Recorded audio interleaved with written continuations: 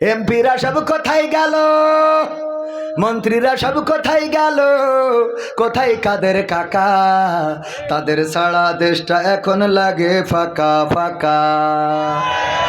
পালাবো না, প্রয়োজন হলে ফখরুলের বাসায় গিয়ে উঠব। ঠাকুরগাঁওয়ে বাসা আছে না, মনে আছে? পালাবে না পালাবে না, যাই না তবু দেখা। পালাবে না পালাবে না, যাই না তবু দেখা। তাদের সারা দেশটা এখন লাগে ফাঁকা ফাঁকা, ওদের সারা দেশটা এখন লাগে ফাঁকা ফাঁকা। আইন মন্ত্রী আটকে গেল আইনেরই ফাঁকে, দাড়ি ছাড়া দরবেশের ভণ্ড ভণ্ড লাগে। ঠিক না বেঠে? আইন মন্ত্রী আটকে গেল আইনের ফাঁকে, দাড়ি ছাড়া দরবেশের ভণ্ড ভণ্ড লাগে। শুনছি কত নেতা নেত্রী খাইতেছে ভাই ডান্ডা, বিচারপতি কালামানিকের ফাটিয়েছে আন্ডা। পলকেরও ঝলক গেল, পলকেরও ঝলক গেল থামিয়ে নেটের চাকা।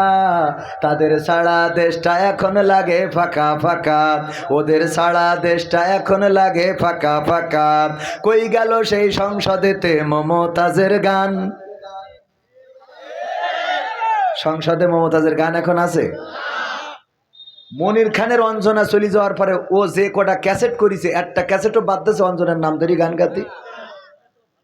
সব কটা গেয়েছে না? আসিফ তার প্রিয়াকে হারিয়ে ও প্রিয়া ও প্রিয়া তুমি কোথায় গেয়েছে না গায় নাই? আবেদা জবেদা সবেদা যে যারে হারাইছে তার নাম ধরে গান গাইছে। মমতাজ আপারে এত সম্মান দিল, সে তার প্রিয় মানুষ হারাই এতে রিক্সাওয়ালার কাছে যেয়ে বললো, ওরে ও রিক্সাওয়ালা তুই ধীরে ধীরে চালা, তোর সাথে বলবো আমার মনে কত জ্বালা।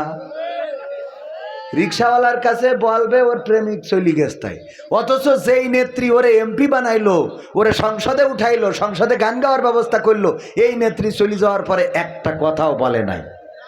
ঠিক না বেঠে? ফাইটটা যায়, বুকটা ফাটটা যায়। গাইলো, স্বামী চলি গেছে তাই মনে হয়, কিন্তু নেত্রী যাওয়াতে একটা গানও গায় নাই। আমি শিখাই দিছিলাম, আপা আপনি গান। আমার সোনার ময়না পাখি কোন বা দোষে দাদার কাছে গো,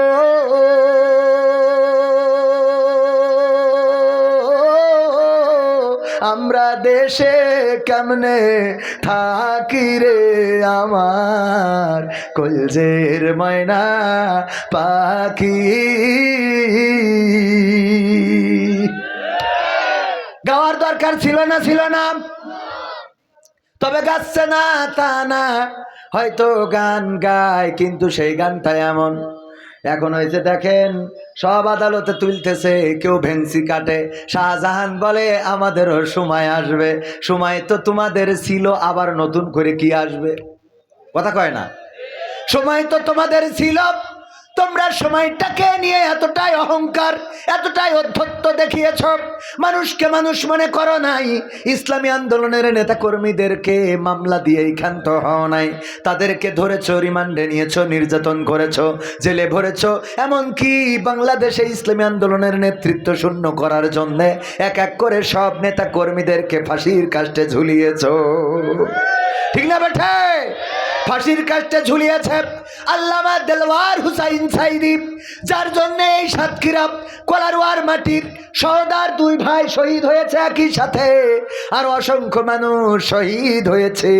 ওগো আমার ভাইয়েরা, এই কোরআনের পাখি আল্লামা দেলওয়ার হুসাইন সাইদিকে তারা কারাগারে রেখেই ক্ষান্ত হয় নাই, বরং এই মানুষটাকে ইনজেকশন পুশ করে এই পৃথিবী থেকে বিদায় করে দিয়েছে। বলেন ঠিক কিনা? অধ্যত্ত এতটাই ছিল, আল্লামা সাইদি ইন্তেকালের পরে তার জানাজাটাও পড়তে দেয় নাই ঢাকা শহরে। আমরা বাগেরহাটে গেলাম, এই হাতে আল্লামা সাইদির কবর খনন করেছি, লাশটা ধরে কবরে নামিয়েছি। ওগো আমার ভাইয়েরা, যখন ফিরে আসি তখন আমাদের গাড়িতে হামলা করেছে বাগেরহাটে।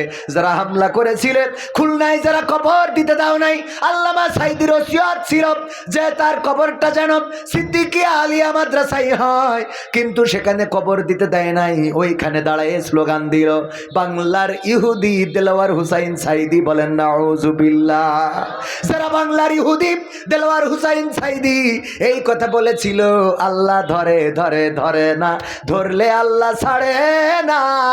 আজকে সেই সাইদির সন্তানেরা আছে, সাইদি প্রেমিকেরা আছে, সাইদির কবরও আছে, কিন্তু যারা এইগুলো বলেছিল তাদের দেখা মেলে না। ঠিক না বেঠে? দেখা তো মেলে না, মেলে না। শুধু তাই না, তারা কোথায় আছে তাদের কবর বাংলার জমিনে হবে কিনা সন্দেহ। মাঝে মাঝে বলে আমরা চট করে ঢুকে পড়ব, কিন্তু বাংলাদেশের মানুষ বলে বুবু আইবা, তুমি আইবা রে, আইয়া বুবু সিয়ার পাইবা না। বুবু আইবা, তুমি আইবা গো, আইসা তুমি সিয়ার পাইবা। পাবে বাংলাদেশের জমিনে আর এই সিয়ারটা পাবে না, এই সিয়ার আর দেয়া হবে না। কারণ যেই দলের নেত্রী নেতা কর্মীদের চিন্তা না করে নিজে হেলিকপ্টারে করে উড়ে যায়, নিজের চিন্তা নিজে করে চলে গেছে। তুই তো দাদার কাছে যে ভালোই আছো, কিন্তু আমাদের যে কি অবস্থা এটা বুঝবা না, কথা কয় না। আমাদের তো অবস্থা খারাপ, বেরোইতে পারি না, লজ্জা লাগে। আরে এরপরেও আবার মাঝে মাঝে ঝটিকা মিছিল দেখা যায়। যারা ঝটিকা মিছিল করে ওদের যদি ন্যূনতম লজ্জা থাকতো তাইলে অন্তত রাস্তায় নামতো না, কথা কয় না। তুই যে চেয়ারম্যানের জন্য ছুটি বেড়াচ্ছিস, নারায়ে তাকবীর, বিশেষ অতিথির আগমন মাহফিলের পক্ষ থেকে। এরা ওয়াজ শুনে কি ঠান্ডাই গেলেন নাকি? আমি তো বাবু আকর্ষণ, এই জন্য ওয়াজও মানে কোন দিকে যাবো লাইন খুঁজে পাচ্ছি না। একবার মনে করছি ওয়াজ শুনে, একবার মনে করছি গান শুনে। আকর্ষণ কিশোর, কিশোর কথা কয় না, কিশোর। আচ্ছা, হাত তুলে মা বোনেরাও আছে, একটু গান শুনতে হবে না?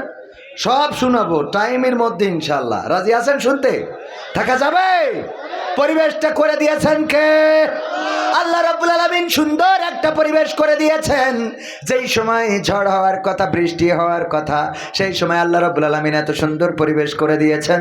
এইখানে যারা এসেছেন, যারা বসেছেন, যারা বাইরে আছেন, দাঁড়িয়ে আছেন, আল্লাহ কবুল করেছে আপনাদেরকে। আর যাদের কবুল করে নাই তারা এখানে আসতে পারে নাই।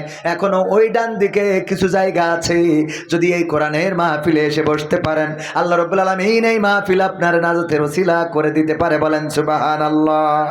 আল্লাহ বলেছেন ওয়াইদা কুরিয়াল কুরআনু ফাসতামিউ লাহু ওয়া আনসিতু লাআল্লাকুম তুরহামুন। যখন তোমাদের সামনে কোরআন পড়া হয়, যখন তোমাদের সামনে কোরআন তেলাওয়াত করা হয়, যখন তোমাদের সামনে কোরআন থেকে বলা হবে, তখন তোমরা চুপ থাকবে এবং হৃদয়ের কান দিয়ে শুনবে, যাতে করে তোমাদের উপরে আল্লাহর রহমত বর্ষণ হতে পারে।